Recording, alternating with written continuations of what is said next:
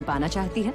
नमस्कार, आप देख रहे हैं आज तक। आपके साथ मैं हूं चित्रा त्रिपाठी। आपको दिखाएंगे शतक आज तक, लेकिन उसके पहले इस वक्त की बड़ी खबर आपको देते हैं। मोदी सरकार की ओर से चीनी ऐप पर की गई है डिजिटल स्ट्राइक। सरकार ने लोकप्रिय चीनी ऐप टिकटॉक समेत 59 चीनी ऐप पर लगा दिया है बैन। प्रतिबंध लगा दिया गया है। इन चीनी ऐप से निजता की सुरक्षा का मामला माना जा रहा था।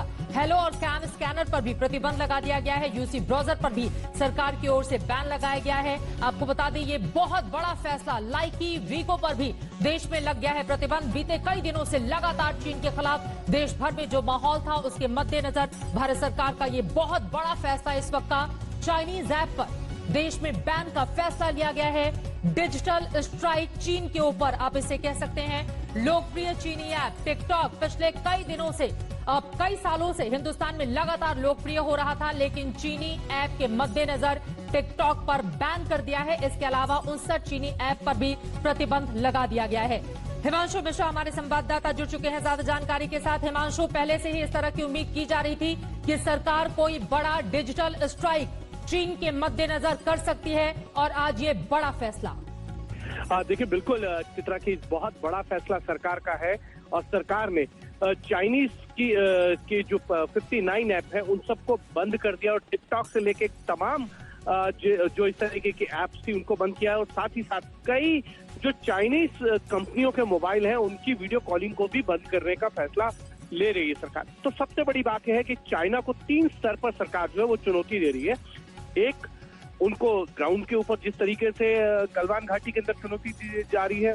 दूसरा, डिप्लोमेटिक स्तर पर चाइना को किस तरीके से घेरा जा रहा है। और तीसरा, आर्थिक स्तर पर भारत सरकार की कोशिश है चाइना को घेरा जाए, क्योंकि इलेक्ट्रॉनिक्स मार्केट जो चाइना की है उसका बहुत बड़ा बाजार अगर हम देखें तो भारत है। और अगर भारत में इस तरीके से लगातार बैन होते रहे तो चाइना के लिए कह सकते हैं कि आर्थिक प्रतिबंध जो है वो भारत के द्वारा लगाया जा रहा है। और ये बात चाइना को समझ भी धीरे धीरे आने लगी है अगर हम देखें। हिमांशु, इसके साथ एक महत्वपूर्ण बात यह है, दरअसल देश की सुरक्षा को लेकर जोखिम था। जिस तरह के चाइनीज ऐप हैं, हमारी जितने भी महत्वपूर्ण डेटा थे वो चीन जा रहे थे, जिसके मद्देनजर इस तरह से बड़ा बैन लगा दिया भारत सरकार ने। देखिए, बिल्कुल ये डाटा तो जरूर चीन जा रहे थे, और इन ऐप के जरिए चाइना को एक बहुत बड़ा, ये कह सकते हैं कि आर्थिक फायदा भी हो रहा था। और इसको मद्देनजर रखते हुए एक बड़े तरीके का कह सकते हैं कि एक आर्थिक प्रतिबंध के तौर पे अगर हम इसको देखें तो ये शुरुआत है चाइना के लिए। इससे पहले भी अगर आप देखें तो टेलीकॉम मिनिस्ट्री जो रविशंकर प्रसाद की है, और जिसमें आईटी मिनिस्ट्री में भी रविशंकर प्रसाद ही है, पहला फैसला उन्होंने लिया था। उन्होंने कहा था कि बीएसएनएल का जो रिवैम्प होगा और 4G से जुड़े जो भी इक्विपमेंट है वो चाइनीज कंपनियों के नहीं होंगे, और वो शुरुआत हुई थी। और आज जो है इन 59 ऐप के ऊपर अगर बैन लगा के सरकार ने दिखा दिया है कि भारत सरकार जो है वो ग्राउंड पे भी और आर्थिक क्षेत्र पे भी जो है चाइना पे लगातार जो है ये कह सकते हैं कि उसको कमर कस ली है कि चाइना को मुंह तोड़ जवाब दिया जाएगा।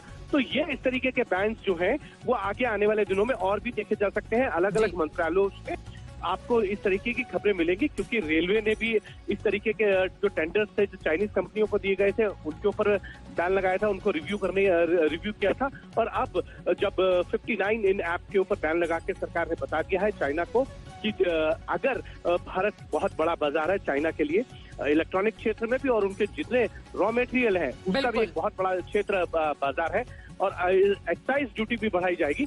तो इस तरीके के तमाम कस्टम ड्यूटी से लेकर तमाम तरीके के फैसले जो है वो भारत सरकार आने वाले दिनों में लेगी। बहुत शुक्रिया हिमांशु मिश्रा इस पूरी जानकारी के लिए। इस वक्त की सबसे बड़ी खबर आज तक पर जो आप देख रहे हैं, चीन से तनाव के बीच भारत सरकार का बहुत बड़ा फैसला।